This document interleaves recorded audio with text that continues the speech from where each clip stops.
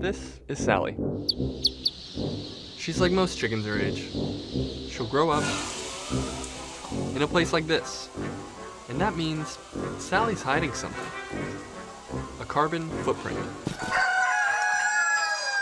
Sally's farm uses electricity from a coal-fired power plant. Her farmer drives a diesel pickup, and her feed comes from a factory that consumes its own electricity and fuel. Now, meet Colin. Colin was raised on a solar-powered farm, eating locally sourced feed. Today, raising Colin is more expensive than raising Sally, because carbon-free energy is currently more expensive than fossil fuels. But someday soon, Sally's carbon footprint could tip the scales. Why? If we want to keep a livable climate, we have to put way less carbon dioxide into the atmosphere. You've got two basic options. You could make a law that limits how much fossil fuels a person or company can burn and penalize them if they break the law. Sort of like a speeding ticket. Laws like that aren't always popular though. That's where the second option comes in. Putting a price on carbon emissions. Right now you can put as much carbon dioxide into the air as you like, without paying a dime. But what if people had to pay?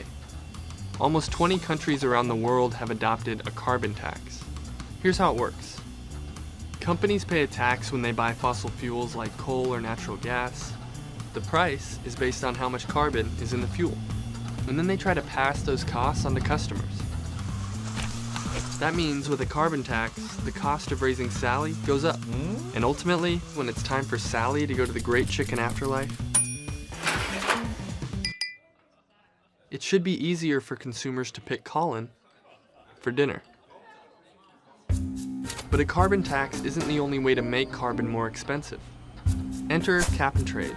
A bunch of countries have tried this too, and so has California. Under cap and trade, Sally's farmer can put as much carbon into the air as he wants. But if it goes above a certain amount, the cap, he'll need a permit. The government only hands out so many of these permits. So if you don't have enough permits for all the carbon you want to put in the air, you can buy or trade for them. Cap and trade supporters say the law gives us more control over emissions. With a carbon tax, we don't know what exactly will happen to emissions, but we have a better idea how much it will cost to try to curb them. Either way, both laws ultimately make carbon more expensive to emit, with the hope that people and companies will change their buying habits. So, how much more will Sally ultimately cost? It all depends on the details, like where Sally left her carbon footprint. In Mexico, burning carbon costs an extra $1 a ton. In California, that same ton costs $13, and in Sweden, $130. In any case, the more pricey we make carbon, the more competitive solar, wind, and other non-carbon-based energy sources become. The question is, who's willing to stomach the cost?